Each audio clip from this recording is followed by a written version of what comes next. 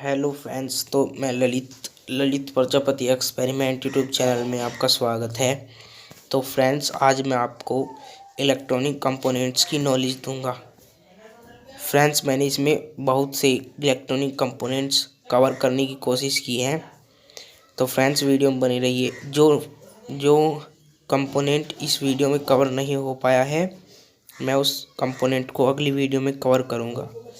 और यदि आपको किसी कंपोनेंट की जानकारी चाहिए तो आप हमें कमेंट कीजिए, या हमारी इंस्टाग्राम या फेसबुक पेज का लिंक डिस्क्रिप्शन में आपको मिल जाएगा।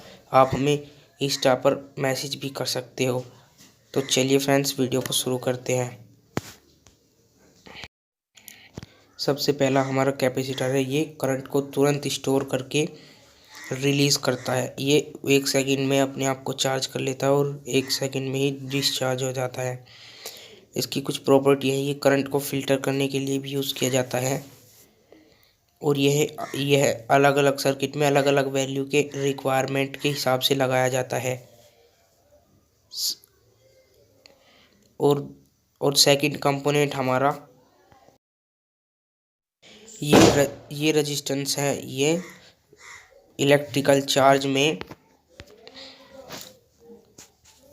रेजिस्टेंस करने का काम, अर्थात अवरोध पैदा करने का काम करता है। जैसे हम बैटरी में 12 वोल्ट की बैटरी में 5 वोल्ट के एलईडी के लिए 1 के रेजिस्टेंस लगाते हैं। और इलेक्ट्रिसिटी चार्ज को बैलेंस करने का काम करता है। यह मोस्टली सर्किट में अलग अलग रिक्वायरमेंट के हिसाब से लगाया जाता है। इस रेजिस्टेंस की अलग अलग वैल्यू होती हैं, जैसे 1 किलो ओम, 1 मेगा ओम, 10 ओम, 100 ओम, अलग अलग वैल्यूज इसकी होती हैं। सेकंड कंपोनेंट हमारा है वेरिएबल रजिस्टर। यह भी एक रेजिस्टेंस का ही रूप है, मगर रेजिस्टेंस में क्या होता है कि विद्युत रेजिस्टेंस में इलेक्ट्रिसिटी फिक्स होती है कि वह कितनी इलेक्ट्रिसिटी सप्लाई करेगा। और यह वेरिएबल रजिस्टर है। इसमें हम इलेक्ट्रिसिटी को घटा और बढ़ा सकते हैं, इसे वेरिएबल कर सकते हैं। यह भी एक रेजिस्टेंस का ही रूप है।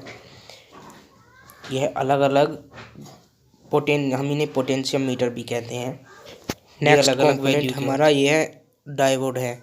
यह N4007 डायोड है। डायोड का मेन काम, जो मोस्टली सर्किट में यूज़ किया जाता है, एसी से डीसी कन्वर्ट करके पावर सप्लाई देनी होती है।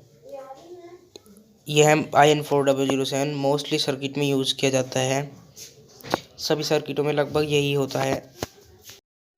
और जो इसका नेक्स्ट वर्क होता है, यदि हम इसे बैटरी में लगाएं और उस बैटरी को चार्जर से लगाएं, तो बैटरी का करंट चार्जर में नहीं जाएगा। बैटरी की पावर चार्जर कंज्यूम नहीं कर पाएगा और हमारी बैटरी डिस्चार्ज होने से बच जाएगी। और चार्जर करंट हमारी बैटरी में जा पाएगा, जिससे हमारी बैटरी चार्ज हो जाएगी। नेक्स्ट वर्क यही है इसका। इसमें 2 पॉइंट होते हैं, एक सिल्वर लाइन वाला और एक ब्लैक लाइन वाला। जो सिल्वर लाइन वाला सिरा होता है वह इसका पॉजिटिव टर्मिनल होता है, और जो ब्लैक लाइन वाला सिरा होता है वह इसका नेगेटिव टर्मिनल होता है। नेक्स्ट कंपोनेंट हमारा ये ब्रिज रेक्टिफायर है। इसमें 4 डायोड को सिल्वर लाइन वाले एक तरफ और ब्लैक लाइन वाले एक तरफ। देख लीजिए, सर्किट डायग्राम इनका इस प्रकार है। जब हम इसमें एसी पावर इनपुट देते हैं तो यह हमें डीसी पावर आउटपुट देता है। यह डायोड से ही मिलकर बना होता है। नेक्स्ट कंपोनेंट हमारा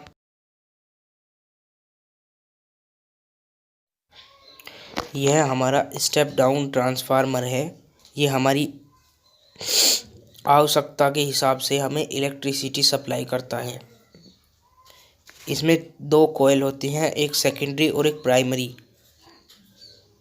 जो प्राइमरी कॉइल होती है उसमें हम एसी इनपुट देते हैं, और जो सेकेंडरी वाइंडिंग अर्थात कोयल होती है, उससे हम 12 वोल्ट एसी ही लेते हैं। यह हमारे एम्पलीफायर वगैरह में यूज़ हो किया जाता है। ये इसके दो प्रकार होते हैं, एक तो ये बड़े वाला जो बड़े सर्किटों में यूज़ किया जाता है, और एक छोटे वाला।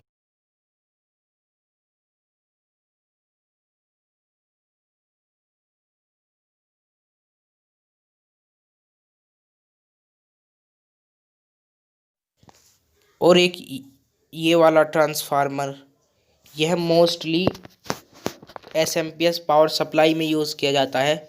जो सर्किट के थ्रू पावर सप्लाई आती है, ये उनमें यूज़ किया जाता है। और ये मोस्टली हमारी चार्जर, जो mobile charger 5 volt DC supply, उनमें यूज़ किया जाता है। और ये हमारा सर्किट डायग्राम है ट्रांसफॉर्मर का। ये लेफ्ट हैंड साइड वाली प्राइमरी वाइंडिंग है, और ये राइट हैंड साइड वाली सेकेंडरी वाइंडिंग है। जो यदि हम प्राइमरी वाइंडिंग में अधिक वाइंडिंग करके सेकेंडरी वाइंडिंग में हैवी कॉपर वायर लेके लगाएंगे, तो यह स्टेप डाउन ट्रांसफर बन जाएगा। और यदि हम सेकेंडरी वाइंडिंग में जो राइट हैंड साइड वाली वाइंडिंग है, इसमें हम अधिक वाइंडिंग लगाएंगे, और लेफ्ट हैंड वाली वाइंडिंग है, ये हम इसमें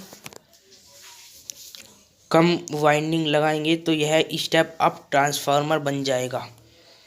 यह ट्रांसफार्मर का सर्किट डायग्राम है, आप समझ लीजिएगा। हमारा नेक्स्ट कंपोनेंट है फ्यूज।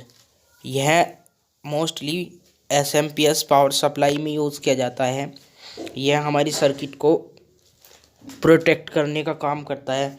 जब हमारे सर्किट में हाई वोल्टेज प्रोड्यूस होती है, उसकी रिक्वायरमेंट के हिसाब से ज़्यादा वोल्टेज प्रोड्यूस होती है, तो ये इसमें जो वायर होता है वह सिकुड़ जाता है, और जिससे सर्किट इनकम्प्लीट हो जाता है। और हमारा जो एसएमपीएस सप्लाई होता है वह ख़राब होने से बच जाता है, उसकी पावर सप्लाई कट हो जाती है। और हमारी जो घरों में सप्लाई आती है, फ्यूज़ की जगह हम एमओवी का भी प्रयोग कर सकते हैं। यही इसका भी सेम वर्क होता है। इसमें थोड़ी सी प्रॉपर्टी अलग होती हैं। जब हाई वोल्टेज सप्लाई आती है, तो इसमें जो वायर होता है वह आपस में टच हो जाता है, जिससे हमारी जो एमओवी है वह ख़राब हो जाती है, फट जाती है, और हमारा सर्किट है वह सेफ होता है। यह मोस्टली एलईडी बल्ब वगैरह में, एलईडी बल्ब या ग्लो होने वाली चीज़ आती हैं, उनमें ही लगाया जाता है। LED bulb, LED light, tube light, CFL, इनमें यह लगाया जाता है। और जो एसएमपीएस सर्किट होते हैं, डीटीएच सप्लाई, उनमें यह फ्यूज ही लगाया जाता है, और ये सस्ता आता है फ्यूज। हमारा नेक्स्ट कंपोनेंट है ट्रांजिस्टर। ये आप देख रहे हैं, ये फर्स्ट वाला 3055 का ट्रांजिस्टर है, और यह पीसी 5 और 7 ट्रांजिस्टर है। देख लीजिए आप, यह ट्रांजिस्टर का जो मेन पर्पस होता है वह सिग्नल को एम्पलीफाई करना, ट्रांजिस्टर और स्विचिंग का काम करना। ये है इलेक्ट्रॉनिक सेमीकंडक्टर होता है। इसमें 3 टर्मिनल होते हैं, बेस, कलेक्टर और एमीटर। यह सिग्नल को एम्पलीफाई करता है, और यह इन्वर्टर में भी यूज़ किया जाता है। और ऑडियो इनपुट इसे हम देते हैं, उसे एम्पलीफाई करता है। और जहाँ स्विचिंग ये है सर्किट की फ्लक्स चेंज कर देता है। जैसे इन्वर्टर में हम इसकी फ्लक्स चेंज करके जब हम ट्रांसफार्मर को देंगे, तो वह एसी सप्लाई देगा। यदि हम उसे सीधा बैटरी पर लगाएंगे तो वह स्पार्किंग करेगा और हमें कोई सप्लाई नहीं देगा। और जब हम ट्रांजिस्टर को उसमें लगा के बैटरी के वायरों में और ट्रांसफार्मर के वायरों में कनेक्ट करके जब हम इसे लगाएंगे तो वह हमें इन्वर्टर का काम करेगा। तो आप समझ गए होंगे फ्रेंड्स। यदि आपको वीडियो अच्छी लगी हो तो वीडियो को लाइक कीजिए और चैनल को सब्सक्राइब कीजिए। Bye bye friends. जो कंपोनेंट हमसे रह गया हो, जिसे हम पिक नहीं कर पाए, उसे हम अगली वीडियो में पिक करेंगे। आप कमेंट कर सकते हो यदि आपके कोई सवाल या क्वेश्चन हो, हम उसका 24 घंटे रिप्लाई करेंगे। तो मिलते हैं किसी ऐसी नई वीडियो में। तो बाय बाय फ्रेंड्स।